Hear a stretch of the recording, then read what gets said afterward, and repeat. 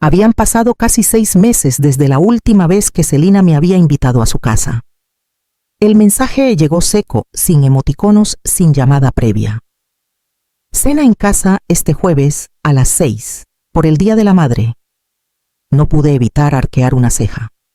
No por el mensaje en sí, sino porque venía de una hija que en Navidad se olvidó de incluirme en la cena del vecindario. Pero bueno, una madre siempre quiere creer que las cosas pueden mejorar. Pasé la mañana horneando galletas de limón, sus favoritas cuando era niña, y me aseguré de ponerlas en la misma bandeja de cerámica que ella me había hecho en 3er grado. A las 5:55 en punto estacioné frente a su casa en Cherry Hills. El césped perfecto, las cortinas blancas, la música ambiental sonando apenas abrí la puerta. Mamá, dijo Celina con una sonrisa que no le llegaba a los ojos. Justo a tiempo. Llevaba un suéter de cachemira color marfil y un perfume tan fuerte que apenas pude abrazarla sin sentir que me empapaba. Traje tus galletas favoritas, le dije extendiéndole la bandeja. ¿Qué? Nostálgico contestó tomándola con la punta de los dedos. Catherine trajo postre, pero Germán seguro apreciará estas. Todo estaba milimétricamente arreglado, desde los candelabros hasta la colocación casual del celular sobre la encimera de mármol. Germán me ofreció un cóctel rosa claro en una copa de vidrio fino. Martinis de flor de saúco, anunció con orgullo. Por ti, Leonor, tomé la copa, pero no bebí. La mirada de Celina no se despegaba de mis manos. Su sonrisa forzada, sus ojos esperando algo. Como contadora he aprendido a leer más allá de los números, y ahí, entre el celular apuntando y la tensión disfrazada de amabilidad, lo entendí todo. Germán, dije suavemente, ¿te importaría si cambiamos? Creo que el tuyo tiene más hielo. Y sin esperar respuesta intercambié las copas. No dije nada, solo cambié las copas. Y la vi tragarse su propia mentira. La cena avanzaba como si nada. Conversaciones superficiales sobre urbanizaciones, planes de verano y la entrevista universitaria de Isel. Pero yo ya no estaba en la mesa como una madre emocionada. Estaba en modo auditoría, observando, escuchando, evaluando. Germán fue el primero en romper el guión. Trató de cortar su salmón y el cuchillo resbaló torpemente golpeando la porcelana con un sonido seco. Todos fingieron no notarlo menos yo. Su mirada se volvió vidriosa. Parpadeó varias veces como si las luces lo confundieran. ¿Estás bien, papá?, preguntó Isel con la voz cargada de una preocupación que no era actuada. Sí, solo estoy un poco cansado. Día largo, murmuró Germán, pero su lengua ya no le seguía el ritmo. Celina lo miró con ojos como cuchillas, rápidos, afilados, intentando mantener el control, sin entender por qué se le escapaba. Tomó su copa con fuerza y bebió sin convicción. Yo me limité a saborear un bocado más de salmón con la tranquilidad de quien sabe exactamente qué está ocurriendo. Quizá deberías recostarte un rato, sugerí. Te ves pálido. No estoy... Pero no terminó la frase. El vaso de agua resbaló de su mano y se estrelló contra el suelo. El agua corrió por la alfombra persa. Celina dio un respingo. Germán, ¿qué te pasa? Él trató de incorporarse, pero sus piernas no respondieron. Cayó de nuevo en la silla, esta vez de lado, soltando un suspiro denso y torpe. Isel se levantó de inmediato. Yo también. Lo ayudaremos a subir, dije con voz firme. Mamá, tu espalda, intentó Celina ahora sí, mostrando nerviosismo real. Mi espalda está perfectamente, respondí sin mirarla, y alguien tiene que cuidar de él. No subirlo por las escaleras fue como cargar un saco de decisiones mal tomadas. Isel y yo lo arrastramos paso a paso mientras él murmuraba cosas incoherentes y se apoyaba con todo su peso. En la cima, Celina seguía abajo inmóvil mirando cómo se derrumbaba su noche perfecta. Mi espalda estaba bien, mi mente más clara que nunca. El episodio era de ellos. Mi casa me recibió con el mismo silencio de siempre. El viejo reloj de pared marcaba las 9:42 y las luces tenues del pasillo iluminaban lo justo. Dejé el bolso sobre la mesa de la cocina, colgué la chaqueta y me dirigí al despacho. No encendí música, no hacía falta. Esta noche el ruido estaba en mi cabeza. Me arrodillé frente al escritorio de roble, el mismo que George me regaló en nuestro aniversario número 10. Saqué la pequeña llave de latón que llevaba siempre conmigo cosida en el forro de mi bolso y abrí el cajón inferior. Ahí estaba, roja con esquinas gastadas y bordes duros, la carpeta del fideicomiso. La deslicé sobre la superficie con respeto. No por ellos. Por mí. Porque ese archivo era testimonio de cada renuncia que hice durante 15 años. Acomodé las hojas por orden. Extractos bancarios, cartas de autorización, transferencias mensuales de 4.000 bucks directamente al banco que emitía la hipoteca, comprobantes de matrícula del colegio privado de Isel desde preescolar, recibos de los pagos extra para renovar la cocina, cambiar los autos, tapar los agujeros que su estilo de vida dejaba al descubierto. Todo estaba ahí, 847.000 $, casi 1 millón. Mi jubilación, mis vacaciones no tomadas, las horas extras que acepté sin que nadie las viera. Y al final de todo, la joya que yo misma exigí incluir cuando firmé ese fideicomiso con Julián. La fideicomitente se reserva el derecho absoluto de cancelar todas las distribuciones sin previo aviso en cualquier momento, a su total discreción. Respiré hondo. Ya no era una mamá cansada que aceptaba todo por amor. Ya no. Ya no sería la proveedora invisible. Sería la arquitecta de sus consecuencias. Me serví una taza de té de manzanilla y la dejé enfriar mientras marcaba el número. No confiaba en tratar este tipo de cosas por celular. El teléfono fijo de casa, con su tono firme y claro, me daba la seriedad que la situación requería. Leonor, la voz de Julián Rosales, sonó familiar con ese tono pausado de quien ya sabe que algo importante está por venir. Buenas noches, Julián. Sé que es tarde, pero necesito activar una cláusula, la del fideicomiso de Celina. Hubo un breve silencio al otro lado de la línea. Pude imaginarlo acomodándose las gafas, abriendo su libreta. ¿Estás segura? Completamente. Quiero suspender todas las transferencias. Hipoteca, gastos de mantenimiento, matrícula. Todo menos el fondo educativo de Isel. Ese permanece intacto y debe pagarse directamente al colegio, no a sus padres. ¿Qué ocurrió? No respondí de inmediato. Mi mirada se posó en la taza ahora con el vapor casi disipado. Digamos que mi hija intentó grabar un episodio de humillación materna para compartirlo online. Y digamos que esa copa, la que iba a dejarme en ridículo, terminó en otras manos. Julián exhaló como si le doliera. Leonor, eso es grave. Sí, pero no es impulsivo. Tengo 15 años de pruebas documentadas. Cada centavo que salió de mis cuentas está en esa carpeta. Solo necesito que hagas lo que ya estaba previsto: cortar el hilo. Mañana, a primera hora, lo gestiono, dijo con firmeza.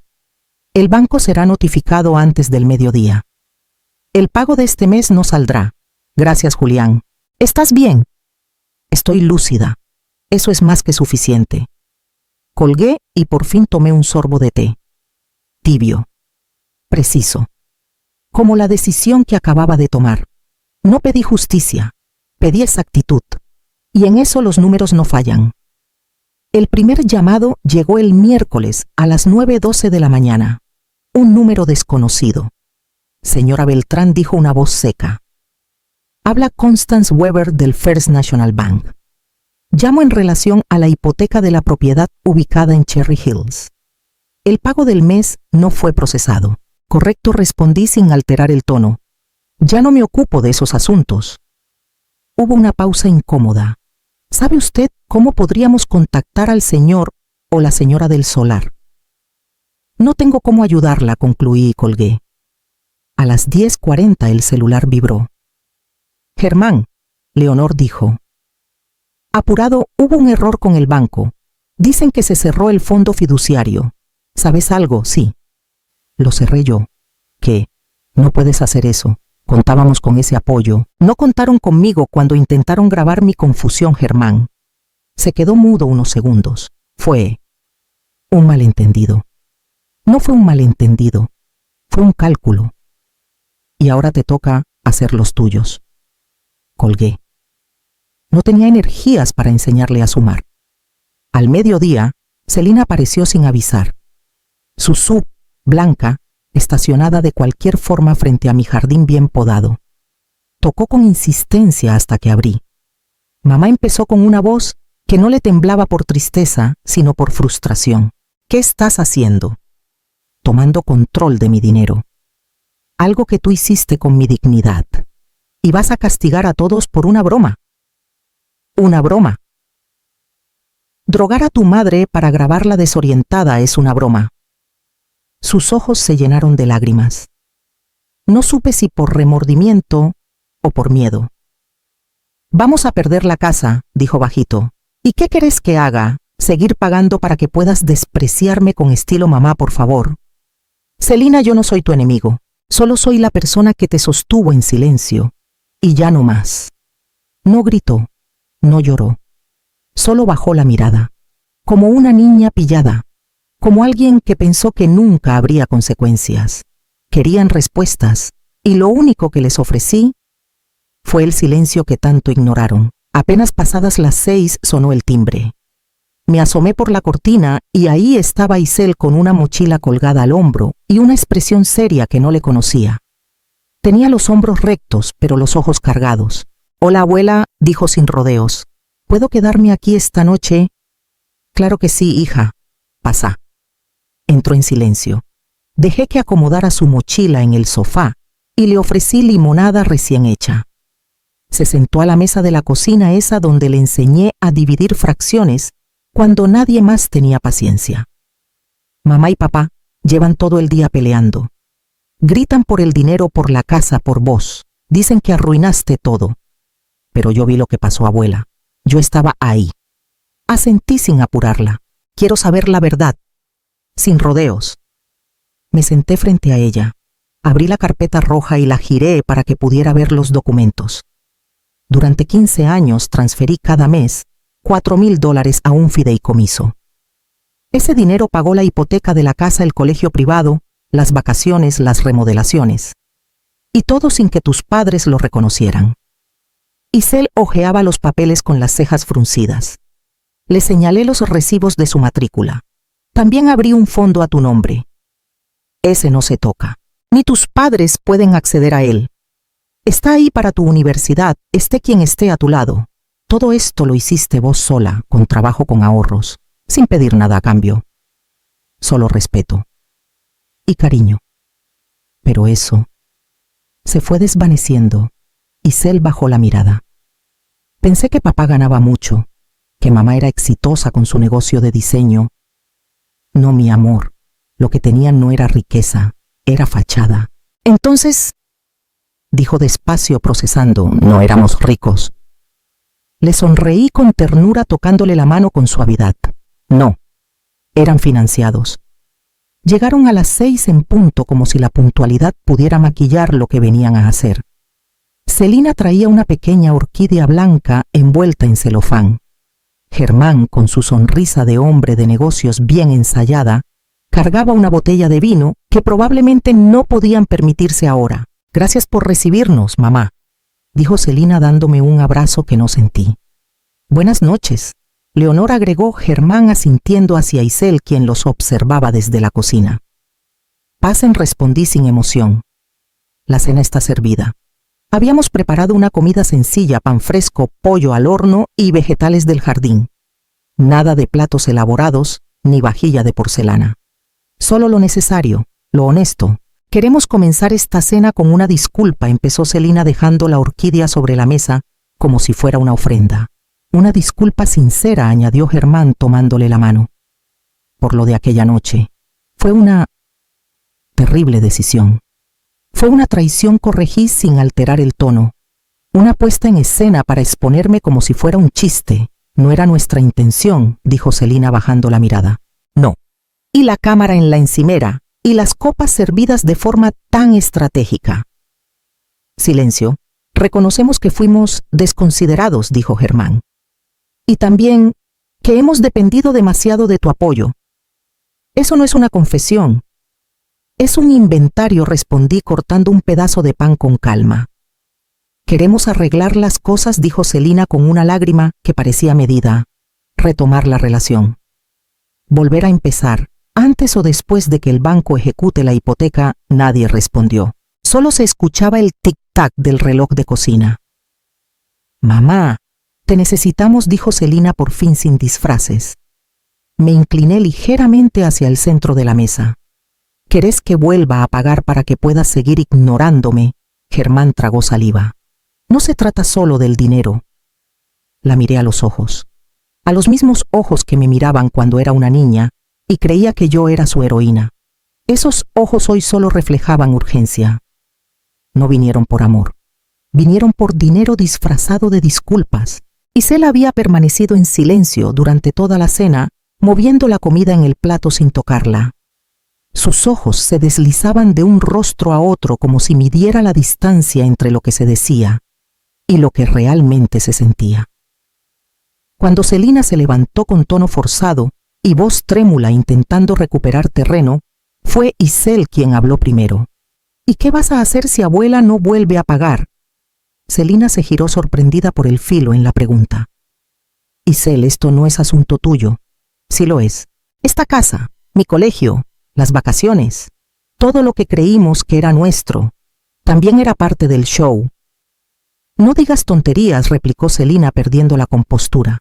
«Soy tu madre, y eso justifica lo que hiciste. Drogar a tu propia madre por una broma, mentirnos a todos estos años, yo solo». Celina titubeó buscando una defensa que no encontraba. Germán se mantuvo callado, como si supiera que cualquier palabra suya solo empeoraría la escena. Isel se puso de pie. La lámpara colgante sobre la mesa proyectaba su sombra en la pared como la de alguien mucho mayor. «Abuela, si está bien contigo, quiero quedarme aquí esta noche. No me siento lista para volver con ellos». «Por supuesto, mi amor», respondí con una mezcla de tristeza y orgullo. «Isel, vas a volver conmigo ahora mismo», ordenó Celina con una autoridad vacía, sostenida por años de silencio comprado. No dijo mi nieta con calma pero sin temblor en la voz. «No soy tu enemiga, mamá, pero ya no soy tu aliada ciega». La tarde siguiente el sol caía con una calidez que parecía anticipar la conversación que estaba por venir. Delfina llegó con su limonada habitual, aunque esta vez olía a vodka más que a limón. Se sentó conmigo en el porche como tantas veces antes, como tantas veces en que yo callaba. Y ella miraba. Entonces dijo, mientras servía en 2 vasos: «La princesa y el príncipe vinieron con coronas torcidas, con una orquídea envuelta en celofán y un guión bien ensayado», respondí. «Pensaron que las flores podían tapar el olor a vergüenza». Delfina soltó una risa breve, pero sin alegría. «¿Y la chica?» «La chica ya no es tan chica», se quedó frente a ellos. Les dijo que no era su enemiga, pero que tampoco sería su cómplice silenciosa. Delfina alzó su vaso como si brindara. Sabía que la nena tenía algo de voz, firme, sin necesidad de gritar. Me encogí de hombros con esa mezcla de alivio y tristeza que solo conocen las madres que han soltado algo que creían eterno. Hoy Germán escribió que están hablando con abogados, que esto no puede quedar así, que hay implicancias legales. Y le contestaste no, ¿para qué? Ya lo dije todo con una firma. Ella me miró de reojo. ¿Y si de verdad se lanzan con demandas? Entonces presento cada documento, cada recibo, cada correo. Tengo un archivo más detallado que el de cualquier contador del país. Vos nunca fuiste una madre cualquiera, Leonor, ni una mujer cualquiera. El silencio se posó entre nosotras como un mantel viejo conocido cómodo. El tipo de silencio que ya no incomoda porque lleva verdad encima. Mi celular volvió a vibrar. Otro mensaje. Esta vez de Celina. «Necesitamos hablar. Por favor, estás rompiendo todo». Lo apagué. Y vos, me preguntó Delfina, ¿estás bien? Estoy lúcida. Y por primera vez, ligera. Los colibríes revoloteaban entre la lavanda y el jazmín. El mismo jardín que cuidé cuando nadie venía a visitarme. El mismo que me acompañó en mis ausencias, en mis silencios, en mis cheques enviados sin firmar con nombre, solo con amor. No heredé poder. Lo construí con cada factura ignorada, y ahora lo administro. Esa noche, mientras el agua tibia corría sobre los platos y el jabón formaba burbujas perezosas. Isel rompió el silencio con la delicadeza de quien no quiere herir, pero necesita saber. ¿Vos creés que algún día vas a perdonar a mamá? Dejé el plato que tenía en la mano y me giré lentamente hacia ella. No porque no tuviera respuesta, sino porque esa pregunta merecía un momento. No lo sé, hija, dije con sinceridad. El perdón no es un interruptor. Es un sendero largo y empinado. Y aunque uno pueda perdonar, eso no significa que todo vuelva a ser como antes. Ella dice que no sabía, continuó, que pensó que ustedes tenían un acuerdo, que no era tan grave. Solté una pequeña risa seca. No burlona, más bien resignada. Y yo pensé que el amor bastaba, que criarla sola, trabajar horas extra, pagarle la universidad, sin que lo supiera, le enseñaría a ser agradecida. Pero ves, también me equivoqué. Nos sentamos en el porche. La noche caía con una brisa suave y las luces del jardín parpadeaban como si también tuvieran algo que decir. Delfina ya se había ido, pero su taza aún estaba en la mesa. Isel se acurrucó a mi lado con una manta sobre las piernas. ¿Te dolió dejar de pagar?, me preguntó en voz baja.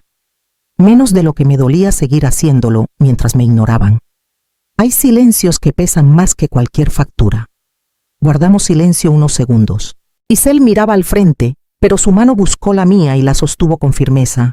¿Y te arrepentís de haberlo hecho? De lo único que me arrepiento es de no haberlo hecho antes. Ella asintió sin hablar, y en ese gesto encontré una especie de consuelo. La certeza de que al menos una parte de mi legado estaba a salvo. A lo lejos se escuchaban voces apagadas como el eco de una familia derrumbándose sobre sus propios secretos. Pero esta casa, mi casa, estaba en paz. La casa se perdió, pero yo recuperé algo que vale mucho más: mi nombre en voz alta.